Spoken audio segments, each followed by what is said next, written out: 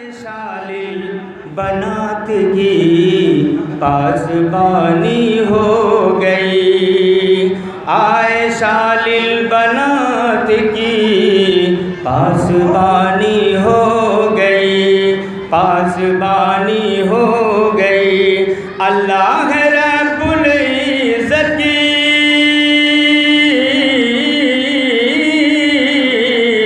اللہ رب العزت کی مہربانی ہو گئی، عائشہ ایک ہمیں جیسا انسان تھا، ربی بھائی بہترین ٹوپی پہن کر کے نظر آ رہے ہیں، آہستہ آہستہ گیٹ کی طرف وہ کھسکتے جا رہے ہیں، وہاں کے لوگوں کو چھوڑیے گا نہیں۔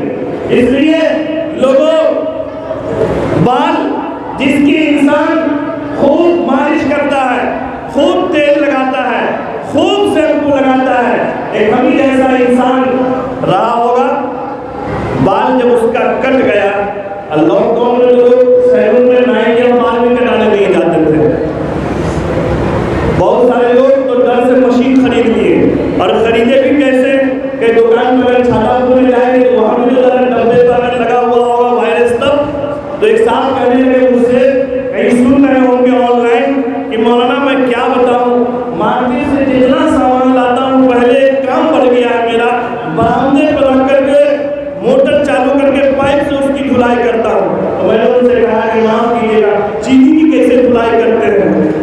برآمدے پر رکھ کر کے پائپ سے چینی کو کیسے دھلتے ہیں؟ جس دن چینی لائیے گا ہم کو بتا دیجیے گا، بالٹین وہیں پہ لگا دیں گے ہم، آپ اوپر سے دھلیے گا، نیچے ہم لوگ دیں گے بالٹین میں۔ تو ہنستے لگے چینی کو کہیں دھویا جائے گا؟ ہم نے کہا بھائی ہر چیز کو دھویا نہیں جا سکتا ہے، ہر چیز کو دھویا نہیں جا سکتا، احتیاط کا پہلو ضروری ہے۔ تو میں یہ کہہ رہا تھا کہ بہت سارے لوگ تو نائی کے یہاں بال بھی کٹانے نہیں جا رہے تھے، کیوں؟ کہیں کرونا وائرس لگ جائے گا۔ اور ہوا بھی ایسا، چنئی میں لوگ دھڑا دھڑ صبح صبح جا کر کے داڑھی بناتے تھے، نعوذ باللہ من ذالک۔ جتنے لوگ داڑھی، بہت سارے لوگ معاف کیجیے گا، اگر ہے تو ذرا نیچے منہ کر لیجیے گا، آپ کی طرف نگاہ نہیں پڑے گا، آپ کو میں نہیں کر رہا ہوں، ایسے اس میں اکثر لوگ داڑھی والے لوگ ہیں۔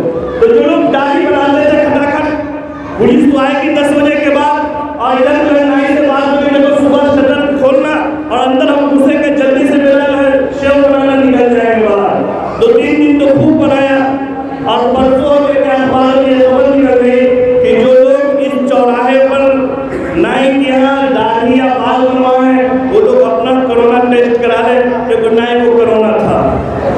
ارے یہ عجیب خبر۔ تو اب ایسے لوگوں نے کیا کیا؟ مشین لانا شروع کر دیا اور خودے سے بنانا شروع کر دیا۔ ایک سال بھی سر پھرے رہے ہوں گے، مشین لایا، لاک ڈاؤن میں بال بڑا ہو گیا تھا، اور اب تو بہت سارے ایسے لوگ ہیں جو داڑھی بھی بڑھا لیے ہیں۔ داڑھی بنانا تو صحیح ہے، ہمارا اشارہ کہیں اور ہے۔ لوگوں، بال جب بڑا ہوا، مشین لگایا، بال زمین پر گرا، اس نے اپنے بچوں کو جمع کیا، بیگم کو بھی جمع کیا، اہلیہ جس کو کہتے ہیں اسی کو وائف بھی کہتے ہیں، اور بھی بہت سارا نام ہے اس کا۔ جمع کیا کہ سنو ادھر، یہ بال اٹھاؤ اور اس میں ذرا سا کریم لگا دو، شیمپو لگا دو، اور اللہ پائے میں دھو دو اس کو۔ کہنے کا عجیب پاگل ہو گئے ہیں میاں سلطان، لاک ڈاؤن میں بیٹھے بیٹھے دماغ خسیا تو نہیں کیا ہے؟ لگتا ہے کہیں جا نہیں رہے، بس اس بال کو بھی کہیں دھویا جائے گا، اب تو اس لائق ہے کہ اس کو کچرے میں ڈال دیا جائے۔ میاں نے کہا اس سرفرا کہیے، تربیت کا انداز اس کو کہیے، انوکھا یا الوداع۔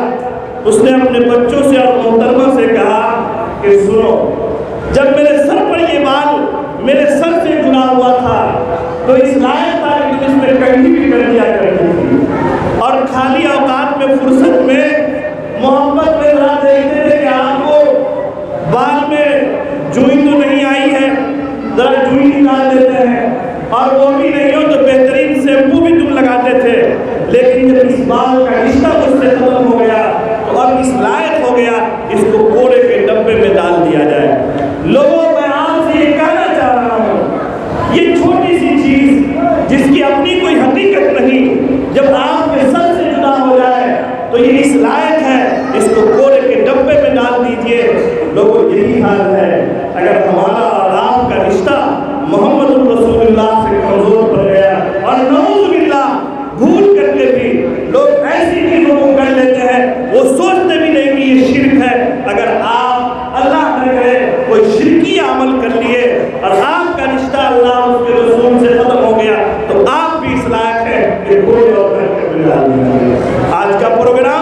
یہ بتانے کے لیے ہے کہ صرف طلاق کے مسائل دارالفتہ سے نہ پوچھا جائے.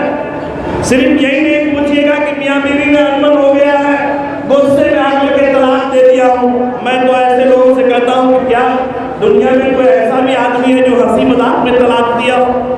کہتے کیا کریں کہ غصہ میں ہے. تو ہم کہتے ہیں کہ غصہ میں ایسا نہیں ہوا کہ دو تھپڑ اپنے اس گال پہ مار دیا, دو تھپڑ اس گال پہ مار دیا. تو غصہ میں یہ نہیں ہوتا ہے, غصہ میں صرف طلاق ہوتا ہے.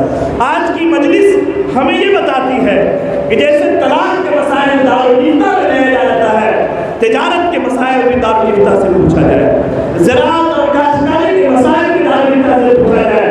ہم پوچھیں کہ محمد رسول اللہ صلی اللہ علیہ وسلم کی تعلیمات کیا ہے. ہم پوچھیں کہ جب اللہ کے رسول صلی اللہ علیہ وسلم پر قرآن حکم یہ ہے کہ سود مال کو گھٹاتا ہے اور تجارت اور سودے مال کو بڑھاتا ہے, تو پھر اس کی کیا حکمت ہے؟ ہم اسے اپنا کر کے دیکھیں گے کہ کیا حقیقت میں ایسا ہے کہ نہیں. اگر حقیقت میں اگر آپ غور کریں گے تو یہ حقیقت ہے اور یہ مسلم حقیقت ہے کہ اگر ذرہ برابر بھی آپ کے مال میں سود کا شائبہ ہو جائے, آپ کی دولت گھٹتی جائے گی, گھٹتی جائے گی, گھٹتی جائے گی, اور آپ کے دل فقیر ہو جائیں گے, گوشت پر آ جائیں گے.